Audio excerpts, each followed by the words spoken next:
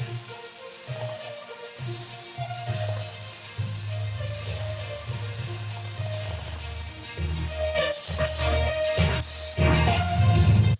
what's up? It's Kip. Time for another video. Today we're talking about light, slow jigging reels. I'm going to show you a few reels and what to look for if you're buying a new reel or if you're thinking about getting into this. It doesn't have to be these specific reels. They're good reels, and use this video as your starting point when you're choosing or you're thinking about going into this thing, because it is a significant investment for a lot of people. I know that different people have different requirements. Mine might be totally different from yours, or it could be kind of the same. So it's up to you to decide on which system, which brand to go with. If you're new to the channel, welcome. Thanks for joining us today. This channel talks about the hows and whys of fishing. We cover everything from big game, ultralight, everything in the middle, including fly fishing. So if you like this sort of thing, please subscribe. Give this video a thumbs up if you like it. And I encourage you to explore the channel because there's a lot of videos of these types. So these two reels are my main reels for light, slow jigging, whether I'm on a kayak or on a boat. I use them mostly for waters of up to 100 meters, and we'll discuss more on that in a bit. Targeting small to medium-sized fish. So medium-sized fish would be anywhere up to about 10 kilos, 15 kilos maybe, and under. All right. Most of the fish that I catch on these reels are anywhere between 2.5 to 5 kilos. These reels are all spooled with PE 0.8. So I'm very specific about this. All these reels that you see in this video are spooled with PE 0.8. Okay, so let's start shallow, 50 meters and below. It has a lot to do with the stretch of the line. The raw material alone has a stretch factor of anywhere between 2 to 4%. Your line has an average stretch of about 6 to 10%, depending on the brand. Okay, and this is what you see in the label. They say virtually no stretch, but there is. Now, at 50 meters and below, you're not really affected by all that stretch, and it's advantageous to use a power geared reel to be able to move the jig, take all that slack and stretch, move the jig, and then to not move the jig fast enough that it moves away from the strike zone. So your power gear reel actually fits the bill. Now, if you're looking for a reel and you're fishing in waters 50 meters or less, this is the reel. Okay. Can you use an HG or an XG even for water that shallow? Of course you can. Of course you can. It's just that with a PG, your motion in reeling would be the same as how you would be using this in deeper water. And that's all it is. Power gear reels have a slight advantage, especially for these models, have a slight advantage when it comes to drag pressure, because Shimano, for some reason, actually made this a bit stronger than this. So the max drag on this is 8 kilos, whereas the max drag on this would be 7. Know that it has a 1 kilo advantage as far as max drag is concerned. But you're not really fishing lines that would require you to go up that power. Again, I'm using PE 0.8. And PE 0.8 is about what? Maximum 10 pounds, 12 maybe for some brands. So you're not going to reach, like 12 pounds is 6 kg, 5 kg plus, thereabouts. So I'm not going to reach the upper limit. Anyway, so as far as the reels are concerned, the very first thing that you should look at is actually the frame. This has a one-piece frame, integrated left side plate. The right side plate is the one that pops. Very, very important. Okay. You don't want your gears to get misaligned while you're fighting fish. It doesn't matter when you're just jigging, but it matters a lot when you're fighting fish. Your drag kicks in, and when that happens, your reel is under pressure. And when your reel is under pressure, you don't want the body to actually torque around, and you want your gears to be fully aligned. That way, you don't break your reel. Level wind is a subject of debate for a lot of people, but for lines of these or reels of these class, for lighter line, level wind is good when you're fishing. For bigger fish, it's not ideal because it's another part that could break. So up to you, but it's another problem that you can eliminate if you're using something like, take for example, an Oshia Jigger 1000 when you're targeting bigger fish. Metal spool, very, very important. A lot of reels out there, a lot of people are kind of making do, and they think that, oh, okay, this reel could do it. They have composite spools. Very bad idea. That will implode. That will break. You don't want that. So metal spool, metal body, keep the gears aligned, and of course your drag. Drag is a very big consideration. It has to be smooth. Okay, it has to be smooth. Everyone can make a strong drag, but the smooth drag is actually something that not a lot of companies or not a lot of smaller companies would be able to do. Shimano does a really good job. There's other brands, of course. Daiwa is a good one.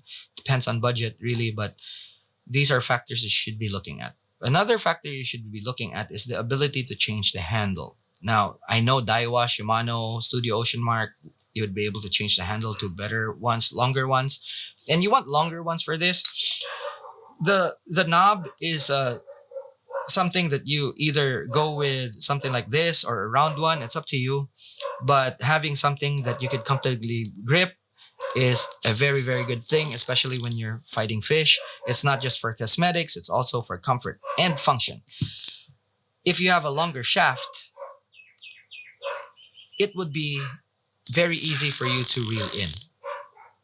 Okay, it's like a lever. So the shorter this is, it's going to be a bit harder to reel in. If you have a longer handle, okay, longer shaft handle, it would be very easy to turn. It's kind of like having a, when you're pedaling your bike going uphill, it would be way easier, softer to the feel if you have a longer shaft. That's it. Okay. Now these shafts, of course, you can shorten it, you can lengthen it. I put this on the longest setting that it has. So it's very easy to reel, very comfortable. For me, it's not just, I don't even look at how it looks like. For me, it's all function. Okay. Of course, it's up to you if you could color code it. It's up to you, but that's cosmetic. I don't really care about that. All right. So the ability to change a handle, smooth drags, a full metal body, and spool. Very, very important factors. Okay. If you like something that is easier to grip, this is an option right here. It's a low profile reel. This is the backup. This is my backup for this reel. So if I catch something and then I lose a lot of line, I have this reel. Now, since it's a backup, I didn't really change the handle, but I should have. Actually, I should. But again, it's a backup and this reel is kind of very reliable, so there hasn't been a need. But from time to time, I actually use this and it's great. It's from Abu Garcia. It's a Japanese model. This has a metal frame. They call it X-Craftic alloy, but it's aluminum and it keeps the gear from moving. These have composite side plates. So this reel, again, it has all the factors that I'm looking for. It's a very fast reel. The retrieve ratio or the retrieve rate of the line is very good. Helps move the jig. When I'm fishing 100 meters, up to 100 meters, that's it. 50 meters and above, these are the reels that I use. Advantage of this is that it's low profile and it's light. So the biggest thing about this is that it's light. If you weigh this and this weighs about half of what this does. Now, a very good point about lightness when it comes to gear is that when you go towards the lighter weight reels, it makes your system overall more sensitive. So there's a trade-off. This is tougher, but this is more sensitive. So if you find a reel that's actually light, very light, all metal, has the same retrieve ratios that you need for the depth that you're fishing for. And then, yeah, I mean, that would be it. Now, this is a very interesting reel because it was actually made for multiple things. It's not, you know how Japanese are very specific when it comes to things. This is kind of like a jack of all trades. So this actually has cast control here. So I can cast this out as opposed to this. So like, take for example, I'm on a jigging trip and I want to explore more what's in front of the boat or beside it. I use this, easy to cast. Boom, because of the cast control, I can cast it far. I don't have to worry about it getting tangled. And then I can hop the jig towards the boat. So that's a very, very good reel for that purpose. I know that it's a backup for this, but it serves another purpose as well. This reel is kind of a generalist reel. I use this mostly for long jigs, and if I'm using wider jigs on this, I would be using a narrow jig, long narrow jig on this. And again, it's just something that I do so that I don't have to, switch things. And I don't use snaps, so it's better if I actually have the jigs rigged ahead of time. Now, this is my backup for this. It's same purpose. If I'm fishing 50 meters and under, same reason as this. And it has the same factors as well. It has a aluminum frame and composite side plates. So if you're on a budget and you're looking for a reel that you could use, look for something like this, Abu Garcia or any other type of brand out there that has a similar purpose. Now this is a reel that reels in 22 inches per crank. So it's a relatively slow reel. This is the Revo X. It was sold in the States before. I think it was discontinued, but I have a few of these. So using that, perfectly usable for this sort of fishing. Again, let me explain how I do things then. My system overall. Okay, so these three reels. Regardless of where I'm going, I have 3 rods to fit these 3 reels. Now, if I'm fishing in less than 50 meters of water, I put this on my slow jigging rod, which goes up to about 80 grams. Okay, so max 80 grams. There's another rod that goes up to 100 grams. So I use that from time to time as well. But normally, this sits on a fast jigging rod. So it does double duty. If I'm fishing in waters less than 50 meters, more than likely, I would put this on my slow jigging rod. If there's a change in depth, if we're going deeper, then I switch over to this reel.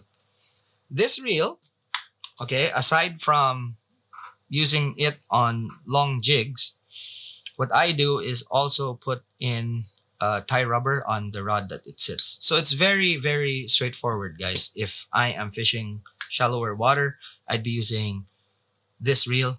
Anything deeper than 50 meters, I'd be using this reel. Okay, I have backups for both of these, and I have another reel that I could use for any of these jobs. Really, it's a very straightforward system for me. I hope you've learned something from the stuff that I've shared. Hope that it gives you an informed decision when you're adding to your tackle or if you're getting into this sort of thing.